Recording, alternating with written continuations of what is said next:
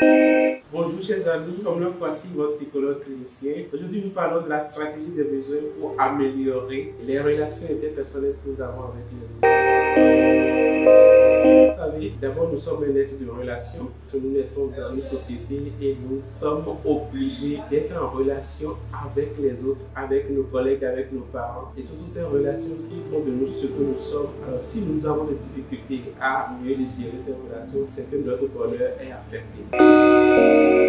La stratégie des besoins consiste à prendre en compte ses besoins propres et les besoins des autres dans l'interaction que nous avons avec les uns et les autres. Alors, nous avons plusieurs types de besoins. Chaque homme qui pose un acte, il a un besoin derrière l'acte. La personne veut satisfaire un besoin quand il pose un acte. Ça, c'est le premier principe qu'il faut comprendre. Le deuxième principe, c'est que quand le besoin que la personne veut satisfaire est lié à la personne même, et de l'autre côté, le besoin ne nous nuit pas, ne nous fait pas du mal. Et quand nous comprenons ces deux principes, nous allons prendre plus conscience pour que les relations soient plus harmonieuses.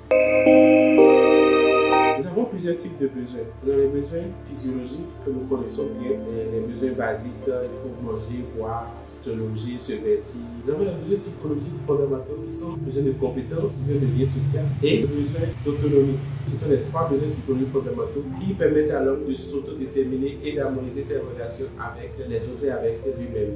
Nous avons aussi les besoins relationnels fondamentaux. L'individu a besoin d'être écouté, l'individu a besoin de s'exprimer aussi, l'individu a besoin d'être seul avec lui-même, l'intimité avec soi-même. L'individu a besoin d'être aimé et aimé, l'individu a besoin de créer et de rêver. Voilà un peu les besoins relationnels. Il y a aussi les besoins qu'on peut appeler transcendantaux. Ce sont des besoins de réalisation du soi, des besoins de se faire un nom. Tous ces besoins, ce sont des besoins fondamentaux que nous avons dit effectivement. Mais quand nous posons un acte, l'acte a toujours de référent dans ces besoins-là. Et la stratégie consiste d'abord à essayer soi-même d'identifier ses propres besoins. Quand je pose un acte qui peut-être fuse l'autre, je me demande moi-même qu'est-ce que je veux au fond? Quel est le besoin qui se cache derrière mon acte? Et quand j'arrive à identifier ce besoin, je vais comprendre qu'il faut peut-être prendre une autre manière de répondre à ce besoin, de prendre en charge ce besoin-là. Et je vais voir que les tensions qu'il peut y avoir entre l'autre et moi, ces tensions vont disparaître. L'autre aussi, quand vous êtes en relation avec l'autre, vous êtes sur le fait, mais vous allez voir quel est le besoin qui est derrière l'action que la personne pose. Au lieu de voir le fait d'interpréter de façon spontanée,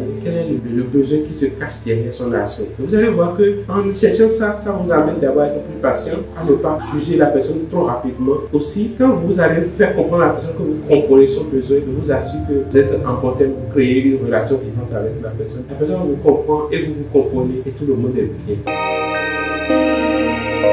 Nous allons revenir dans la suite pour pouvoir expliquer davantage de façon pratique comment est-ce qu'il faut identifier ces besoins et les besoins de l'autre pour pouvoir créer une relation plus harmonieuse. Je vous remercie surtout pour les soins de vous.